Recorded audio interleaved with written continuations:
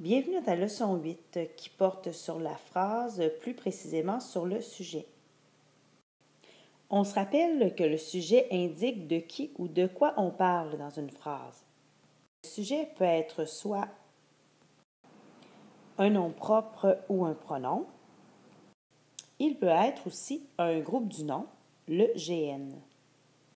Revoilà Max qui nous rappelle que le sujet est généralement placé avant le verbe conjugué. Ça peut arriver quelquefois que celui-ci est placé après, mais la plupart du temps, c'est effectivement avant. Dans l'exemple ici, une alerte lumineuse signale un virus. On va identifier notre verbe ici qui est le verbe signal. On a un GN qui est une alerte lumineuse, alors qui va être notre groupe du nom. Alerte lumineuse va être notre sujet. C'est ce qui fait l'action dans la phrase ici. On remarque aussi que notre sujet est composé de plusieurs mots qui composent notre GN. Dans notre deuxième phrase, il s'échauffe avant la partie. On a notre verbe ici s'échauffe. Notre sujet ici va être composé d'un seul mot qui va être il, alors qui va nous indiquer qui s'échauffe avant la partie. C'est il à la troisième personne du pluriel. Alors, dans une phrase, pour trouver ton sujet, il y a un petit truc que tu peux utiliser qui est assez simple. On se pose la question qui est-ce qui lorsque c'est une personne ou qu'est-ce qui quand c'est une chose, suivi de notre verbe. Dans l'exemple ici, le technicien répare mon ordinateur. On va commencer par aller identifier notre verbe qui va être répare. Si on hésite, on se souvient que pour trouver le verbe, on peut l'encadrer par ne pas. Alors, le technicien ne répare pas mon ordinateur. Alors, si ça fonctionne, répare est vraiment notre verbe. Ici, on veut trouver le sujet. Alors, on va poser la question, comme on vient de mentionner, qui est-ce qui, parce qu'ici c'est une personne, qui est-ce qui répare mon ordinateur? Alors ici, c'est le technicien qui va être notre sujet. Dans notre deuxième exemple, la partie sera intéressante. On va identifier notre verbe qui va être sera.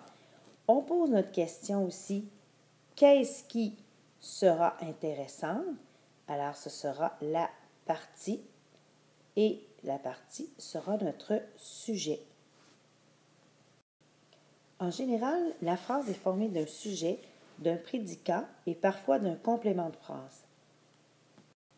Je te rappelle que le prédicat est un groupe du verbe qui est formé du verbe et d'un ou de plusieurs autres mots. Si on prend l'exemple ici, les joueurs s'entraînent bien tous les jours. On a notre prédicat ici qui va être s'entraîne bien, qui est finalement notre GV. Je te rappelle que le GV, le groupe verbe, indique ce qu'on dit du sujet. Ensuite de ça, on pose la question, qui est-ce qui s'entraîne bien tous les jours? Ici, on va avoir notre GN qui va être les joueurs, qui va être notre sujet. Alors, ce qui fait l'action de s'entraîner, ce sont les joueurs. Alors ici, notre sujet va être les joueurs. Et on vérifie notre GV, le noyau finalement, qui s'entraîne, qui va prendre ENT parce que les joueurs, on peut les remplacer par il à la troisième personne du pluriel. La phrase ici se termine par tous les jours. Tous les jours va être ici le complément de phrase, le CP, alors qui nous indique de quelle façon il s'entraîne bien. Alors, il s'entraîne à tous les jours. Et il peut arriver qu'une phrase n'ait pas de complément de phrase. C'est facultatif. Alors, avant de terminer la leçon, on fait un petit dernier retour sur le sujet. Rappelez qu'il peut être formé d'un ou plusieurs mots, qui est le GN. Il se trouve habituellement aussi au début de la phrase avant le verbe conjugué. Si on pose la question qui est-ce qui ou qu'est-ce qui, suivi du verbe, on va pouvoir trouver le sujet. Ceci termine ta leçon sur ce thème-là. Je t'invite à revoir certaines parties si tu n'as pas bien compris et je te dis à bientôt.